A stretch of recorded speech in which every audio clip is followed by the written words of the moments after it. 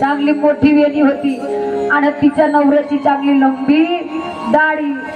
आता यानं पाहिलं म्हणे थांब म्हणे वहिनी तुझ्याशी म्हणे हा बदला घेणारच म्हणे मी म्हणे माखण नाही दिली तर म्हणे तुझी दौशी केल्याशिवाय सोडणार नाही।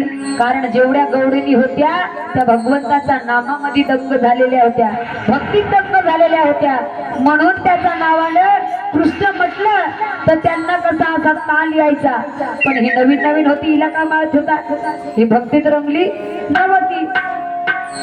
आता हिला भक्तीचा चस्का कसा लावावा, पण देव पहा किती लय हुशार आहे। रात्रीच्या वेळी अगं झोपी गेली वहिनी बाई, रात्री झोपली।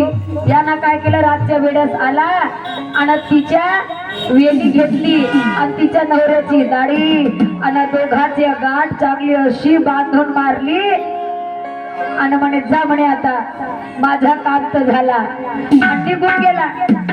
मला आता सकाळचा पहारी सुनबाई उठली, उठता बरोबर तिच्या नवराई तिच्या माग माग माग माग गेली। आता हिला माहितच नाही माझी वेणी त्याच्या दाढीला बांधून आहे म्हणून। जशी जशी समोर बाई जायची हा माग माग माग माग जायचा। आता हे म्हणते कालजी म्हणे तुम्ही माझ्या माग माग फिरता,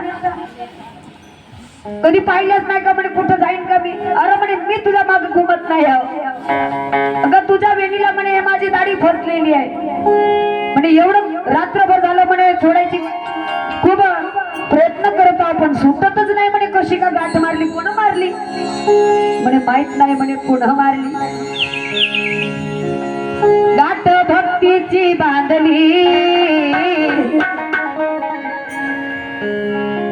आणि तेव्हा कृष्णाची आठवण लई प्रयत्न केला गाठ सोडायची पर गाठ काही सुटली नाही। आता भक्तीची गाठ अशी मजबूत बांधली होती देवानं, ते भक्तीची गाठ सुटायला खाली नाही। इकडं तिकडं सगळं प्रयत्न केलं या बाईनं त्या माणसानं पण गाठ काही सुटायची नाही।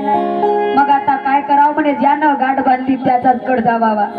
बाई जाते समोर समोर आणि तिच्या मांडूस तिच्या माग माग माग माग गेले नंदाच्या दाराच्या समोर आणि यशोदे मातेला म्हणतो आई अगं म्हणे तुझा बाळ लई बंड आहे।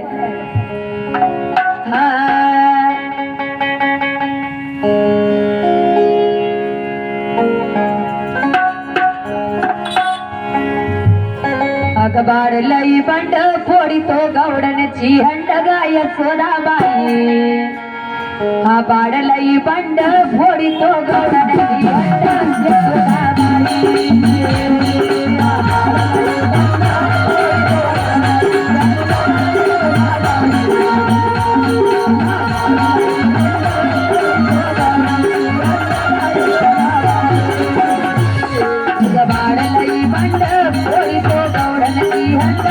सोनाबाई